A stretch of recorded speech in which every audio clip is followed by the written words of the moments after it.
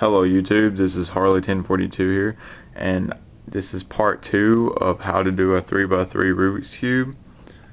So let's get started. So in part 1 I showed you how to do the cross, and this part I want to show you how to do the corner pieces.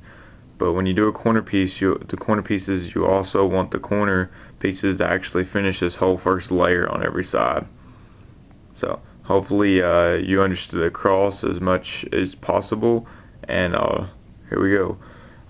You'll need to know two algorithms for this. It's a right-handed algorithm and a left-handed algorithm.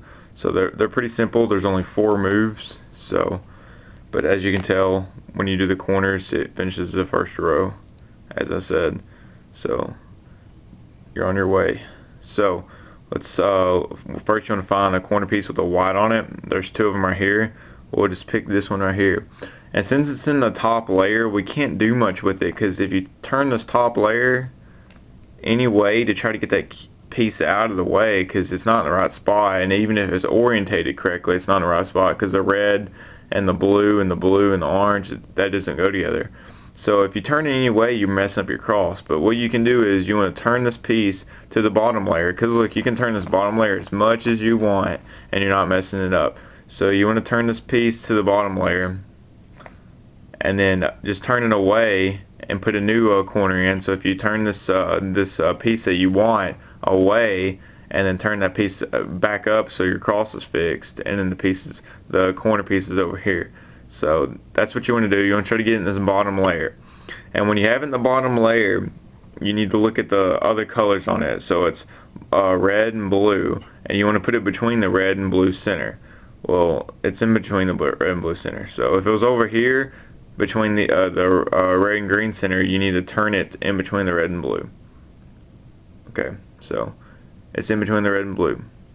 And this is on the right side of the cube, because this is the right side. So you're going to do the right-handed algorithm, which is going to be R inverse, D inverse, R, D. And you'll need to do this 1 time, 3 times, or 5 times. So let's try it again until we can get this piece and moved it up here. Try to do it. Just do that again until you get it. Okay, that's twice. So let's see if it'll do it 3rd time. And there you go, it's in there. So it's a R inverse, D inverse, right, D. Okay, so that's just showing you again. So it's in place. Now let's find another one. Here's a green and red one. It's a left-handed side, because the white piece is facing to that way. So if it's facing that way, it's a left-handed side, so a left-handed algorithm. So put it in between the red and green, which is right there.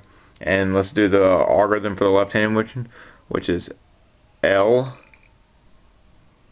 D, L prime, D prime.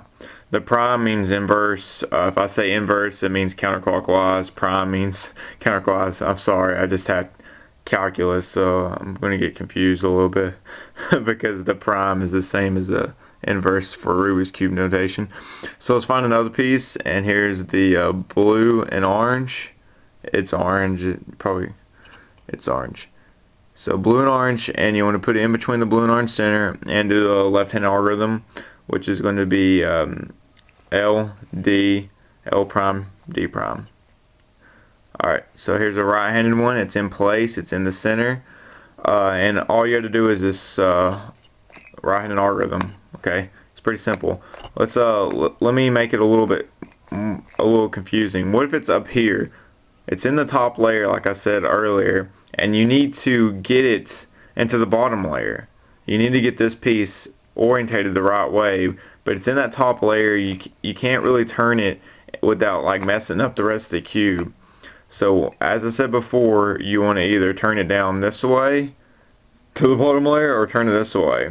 I'll go and tell you that this is faster, because you want the white piece to be facing the outside.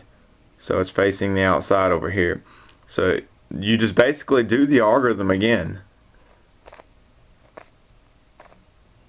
and you have it in the bottom layer. Now it's a left-handed algorithm, and you just do your move, and there you go. That's your whole white side and your whole first layer. The next step is the second layer. So thank you very much. Thanks for watching.